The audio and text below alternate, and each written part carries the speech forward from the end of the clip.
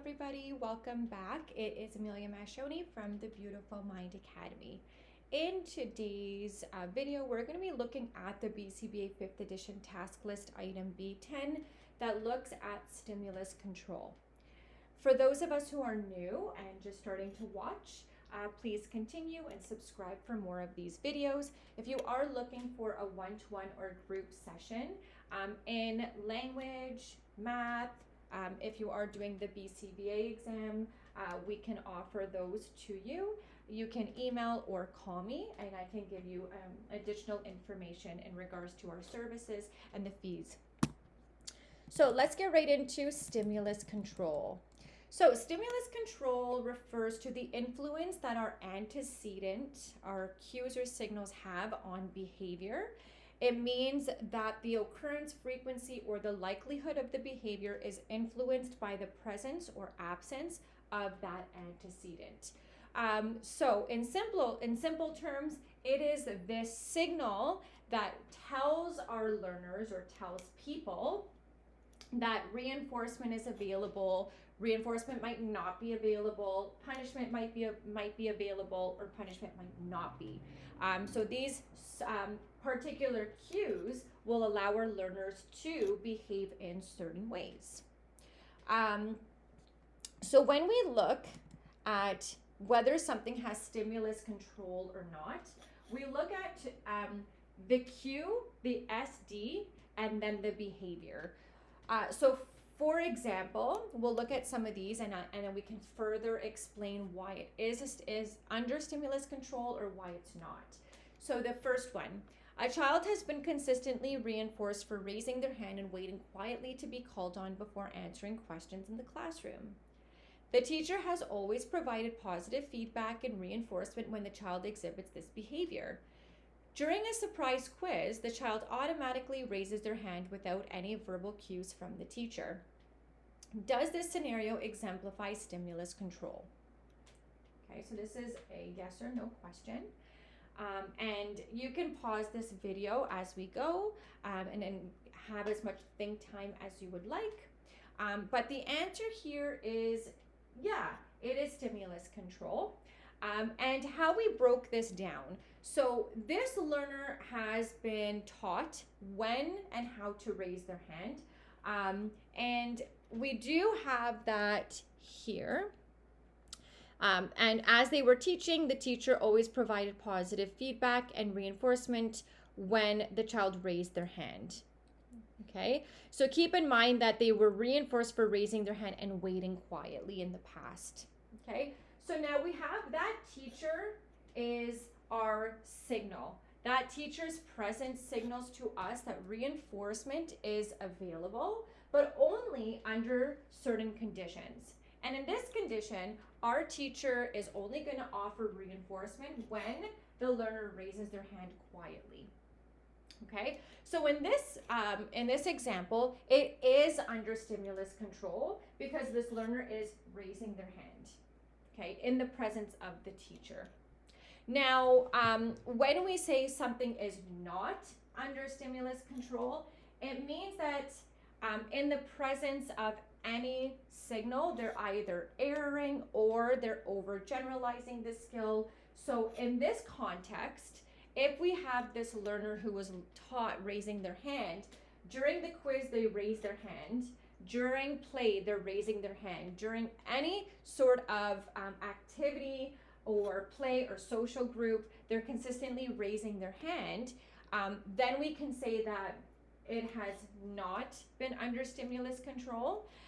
And that really depends on the context. So if the teacher made a rule, you always have to raise your hand, whether you're playing or have a quiz or at recess, then that would be different. But if the teacher in this situation said we only raise our hand during quiz time and it happened only during quiz time, then it is under stimulus control. Okay. Is it under stimulus control? A dog has been trained to sit when the owner says sit. The owner has consistently reinforced the behavior with treats following the vocal cue. One day, in a different room, the owner says sit and the dog immediately sits without hesitation. Does this scenario exemplify stimulus control? So for those of us who said, yes, you're absolutely right. And my question to you who are listening is, yes, this scenario does exemplify stimulus control. What other term can we use with this scenario? And if we said generalization, you are absolutely right. So because this dog was trained to sit on command with that SD sit, now this dog is sitting even in different rooms. And remember, for generalization, it's if we have that skill that is now being demonstrated with novel people and novel environments. So in this case, this dog is under stimulus control with sit, and also is demonstrating great generalization skills. If we are looking at, let's say this dog, or the trainer says sit, the dog sits. The trainer says paw, and the dog sits. That's when we can say, no, this is not under stimulus control. What we really want to see is that SD, that antecedent or that signal, is what's in control of that behavior. Okay? Is it under stimulus control? An individual is taught their name. Now, whenever the learner is asked a question, the learner responds with their name. Does this exemplify stimulus control? In this specific scenario, we can say no, it does not have any sort of stimulus control. Reason is, when we ask, what is your name? And the learner says their name, that's perfect. But now we see this overgeneralization where the learner is saying their name for any sort of SD, right? So now we just have responding to their name in with an SD that's not supposed to be under stimulus control. Okay, so I really hope that you're starting to see whether something is under stimulus control or whether it's not under stimulus control. If you have any further questions, comment down below and I will be more than happy to help you. All right, the next section is going through our different discriminative stimuli. So we have 4 different types that we're going to be reviewing today. And then for each, I would like to offer an example so we can also understand this further. So let's go ahead and start. The first one that we have here is SD, which is discriminative stimulus for reinforcement. And what we say with this one is it's a stimulus that signals the availability of reinforcement for a specific behavior. For this example, I liked the example that I once heard. You want a cup of coffee and you're driving, right? So when you pass, let's say a Tim Hortons, for those of us who are in Canada, that Tim Hortons, it will signal to us that we can have coffee. Reinforcement is available. But if we were driving along and we see, let's say, Walmart, in that moment, we can then say it's not available because Walmart doesn't have already made coffee, unless you go inside the grocery store and buy it. But for the purpose of this scenario, okay, signals reinforcement means that if we were driving and we wanted coffee, only things that can actually give us coffee would be that SD, okay? That signals that reinforcement is now available. Whereas S-DeltaP is a stimulus that does not signal the availability of reinforcement. So if we were using the same scenario that I was saying earlier with the coffee, if we were driving along and saw Walmart, now we know that coffee is not available, okay? So for SD and S-delta, we are looking at reinforcement. Whereas SDP and S-deltaP, as you can notice, we have the letter P, and that's always going to signal to us it's punishment. So discriminative stimulus for punishment. This is a stimulus that signals the availability of punishment for a specific behavior. So when we are looking at an SDP, we're always looking at the particular behavior when emitted in that presence is likely to be followed by some sort of punishment, right? So let's go through an example. Let's say we wanted to decrease tardiness in a classroom setting. And this teacher says, well, I want to decrease the behavior of students who are arriving late to my class. The SDP would be if the teacher posted a sign at the classroom entrance door that said, when the bell rings, you enter the classroom after that, then there's going to be a consequence.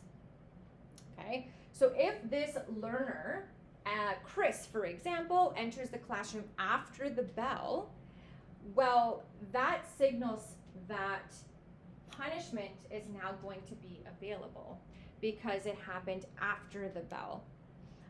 So in this scenario, the SDP is the actual sign. That sign indicates there is going to be a consequence if you enter after the bell, and this learner did, right? So that is punishment is available, or SDP. S-DeltaP then looks at a stimulus that does not signal the availability of punishment. So just like our S-delta, when we looked at reinforcement, it's the same thing, except this time we're just looking at punishment. So S-deltaP, if we are trying to discourage cell phone use in a meeting, okay, let's say we wanted to implement a policy at our workplace to discourage employees from using their phones during meetings. Let's just put a scenario. So the S-deltaP, the punishment. So at the start of the meeting, the team leader announces, when the meeting begins, you must turn off your cell phones. It's a sign that if you use your cell phone, punishment is available. Okay? And it could also mean if you don't have your phone on you, then punishment is not available. So you do have a choice, right? So in this scenario, the S-deltaP is simply the cell phone freeze, let's say the sign that they posted, or your team leader stating that your phone is not to be used. So in this case, punishment is not available if you keep your phone off, right? But it can also turn into an SDP, right, very quickly. So if you were to use your phone, then punishment is then available. So when we're looking at these terms and these scenarios, we want to make sure that when we have longer scenarios, start to pick out what is the signal, what is the cue. Once you find the cue, then you're determining, is it for reinforcement, is reinforcement available, is punishment available, and then we're moving from there, okay? So when you have these scenarios, let's just make sure that we're reading them very thoroughly and understanding exactly what is being asked. Okay? All right. So quiz time. We're going to go with number 1 first. In a classroom, every time the teacher says, please raise your hand, students who raise their hands receive praise. The question is this an SD, S-delta, S-deltaP, or SDP? So in this case, it is a SD, okay? And why is it an SD? So every time the teacher says, please raise your hand, students who raise their hand receive praise. So the teacher's instruction serves as an SD. It signals that if you do something, then praise is available. All you got to do is raise your hand, right? So that's our SD. Number 2, during a safety demonstration, a fire alarm is sounded and students are instructed to calmly exit the building. After the drill, the alarm is turned off and students return to their activities. Is the absence of the fire alarm an SD, S-Delta, S-DeltaP, or SDP? Okay, so this one here, the answer should be SD, okay, discriminative stimulus. So the fire alarm is sounded and students are instructed to calmly exit the building. After the drill, the alarm is turned off. So the absence of the stimulus signals the previous instructions no longer apply. So students can return back to their normal activities. Okay, so sometimes when we're looking at these scenarios, there's going to be, in this scenario, as an example, like you're looking at not, right? Or in the absence of something. So be really careful and make sure that you are clear in what the instruction is asking you. Number 3, in a parenting class, a child is given a timeout each time they engage in aggressive behavior. The instructor announces, timeouts will only be given for hitting or biting.